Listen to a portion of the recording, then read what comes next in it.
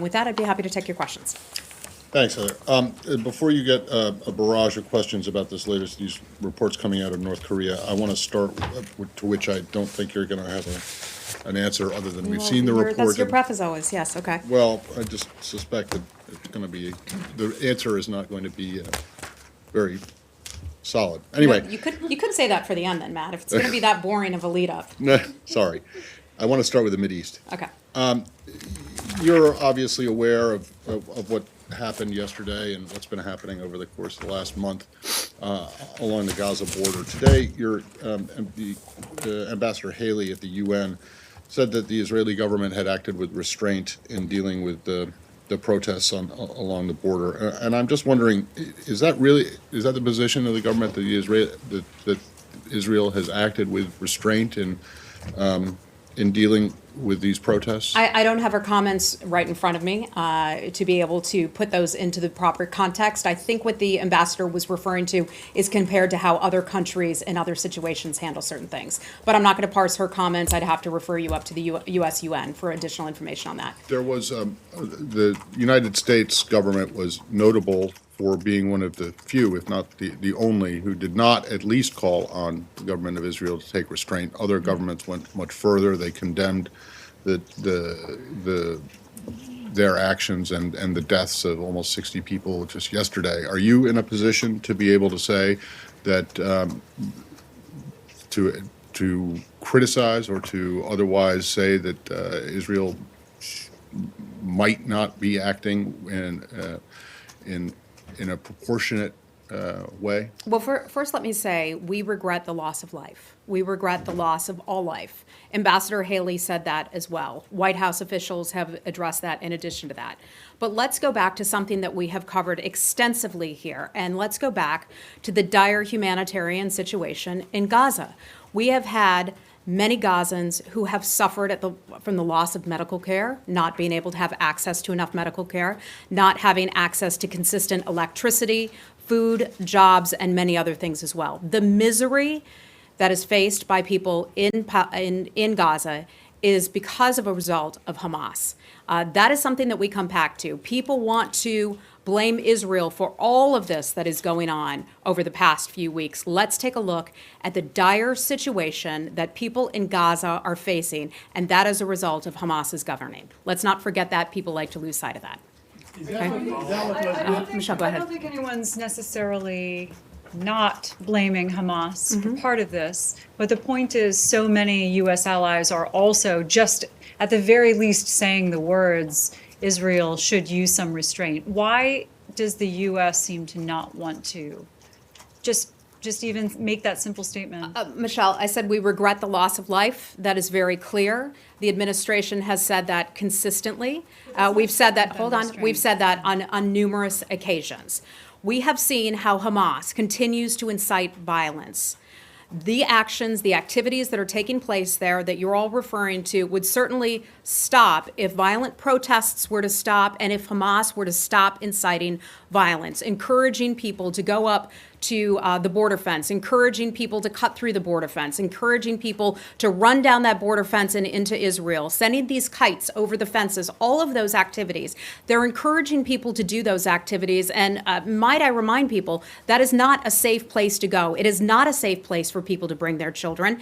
If that were to stop, then certainly the violence would stop. So when the UK calls for an independent investigation of the killings that have happened there, would the U.S. support that?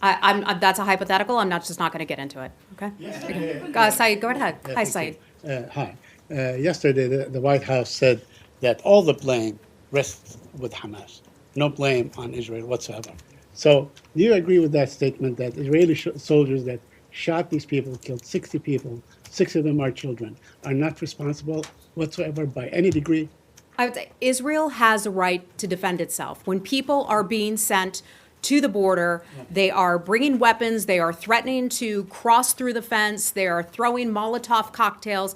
Israel has a right to defend itself. But I want to be clear about this also, that we do regret the loss of life. Ambassador Haley addressed that today. She called the loss of life deplorable. And let's once again get back to why the situation is so miserable. The United States would like to see peace. That is a priority for this administration. We would like to see both sides be able to come back, sit at the table, and have conversations about a good and peaceful solution. Unfortunately, we're not there at this point, but we hope that we will be soon. I fully understand what you're saying. Now, according to all reports, there's been no firing from the Gaza side by anyone so far since the 30th of March. But I just want to ask you once again, there's absolutely no blame whatsoever that should fall squarely on Israel. Saeed, I'm not going to parse every single event that happens, but let's remember why the situation has become so troubling. Let's remember how Hamas continues to incite violence. If they really wanted peace, they would call for peace, and we don't see them doing that. Leslie, I want to ask. Do you really believe that the opening of the embassy in Jerusalem had nothing to do with inciting some of this violence? Look, we have seen the demonstrations, and we have watched the demonstrations over the past 6 weeks. These demonstrations are nothing new.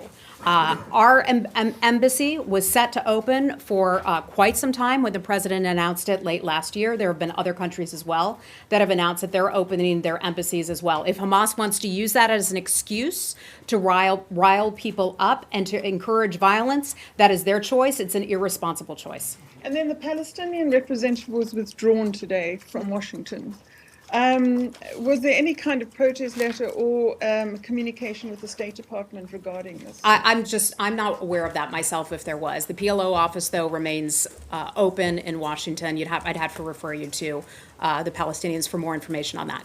Senator, Okay. Hi, Barbara. yeah, just to say, you said that the misery in Gaza was because of Hamas, and of course, Hamas has not done a very good job of governing, but are you seriously saying the blockade of Gaza has not contributed to the misery? I mean, that seems to be self-evident. Look, we have not we, but there is a group of people in Gaza that don't have access to all of the things that most of us do each and every day. We have pretty much unfettered access to healthcare, to clean water, to electricity, all of those things, and that has been a problem there. And when you fail to provide people with the basics that they need, they can become frustrated, and they can certainly turn to violence, and Hamas is certainly encouraging them to do And when that. you block the borders in Israel and in Egypt and people can't get in and out and foods and goods can't get in and out, the same thing happens. Look, I would just say that Israel has certainly concerns, and they're right to have concerns. I saw it myself, a terror tunnel that was going from Gaza into Israel. For example, they have legitimate concerns about their security and people trying to send weapons and other things through the various checkpoints. So that's a concern of So theirs. all of the situation in Gaza is completely the fault of Hamas. It's the primary responsibility. It's primarily the responsibility of Hamas. This is not the first time we've said this. We've been very clear about this all along. And in terms of an independent investigation, I don't think it's a hypothetical because it has been called for. So what, is there any chance? the I don't Americans have will- anything for you on that. Heather, Okay? I just wanted to Okay, ask Michelle. you, Hi. Heather, could I? Go ahead. Go. Hold on. I've already. Ambassador Friedman? Hold on. I've already talked to you. Hold on. Can we Yeah, switch to Michelle. Iraq? Certainly. Okay, I'll come right back to you. Okay, one. Quickly, one Okay, question. hold on. One more for Saeed, and then I'll go over to you, Michelle. Thank you. I appreciate it. I asked Ambassador Friedman on a teleconference the other Okay. day whether he considered East Jerusalem to be occupied territory or whether he considered the West Bank to be occupied territory, and he said, well, look, I have my own personal views as the ambassador of Israel. I am not the ultimate policymaker, so I am going to defer to others. I think the situation in the West Bank is unique, unprecedented, and so on.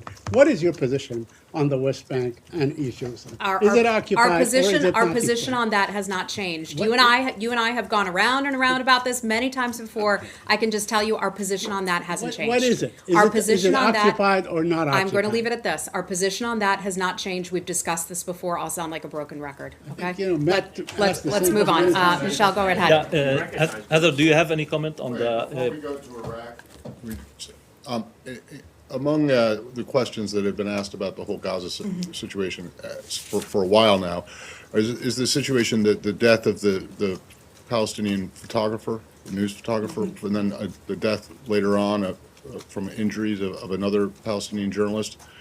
The first one to die had been a recipient of USAID funding, you guys said you were going to look into that. That money was never transferred over to that individual. Last I checked, that is still being investigated. I don't have anything additional for you, but when I do, I'd be happy to bring it to you. Okay, but sure, when you say that you regret the loss of life just now, Mm-hmm. Yeah. I mean, that would include a working journalist as well, right? Matt, This, I think I can blankly say that the United States government regrets the loss of life. Okay? But Okay. in so many flashpoints that are sensitive around the world, regularly the U.S. government calls for restraint on all sides. It's such a common, simple thing to say. Why, in this case, is it so difficult? What would be wrong with calling for restraint on the part of Israel? I think this is a complex region.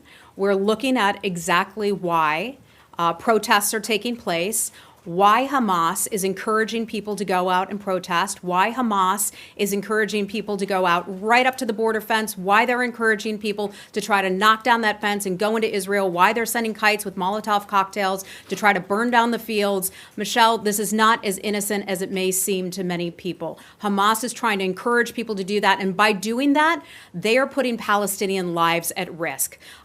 Many people are expecting or are wanting people to be sympathetic to Hamas. We are not going to be sympathetic to Hamas. Hamas does not take care of its own people, and it's inciting violence, and we've seen a death occur as a result. Why Okay, does the Secretary of State say have nothing to say on this I don't issue? have anything more for you on that. Okay, I wasn't there at the time. Let's move on. I don't have anything more for you on this. Okay, look, guys, you'll want to go on all day. We've got a big world to cover. Other things going on. Nick, I'll come back to you on something else. Michelle, Yeah, go on ahead. Iran.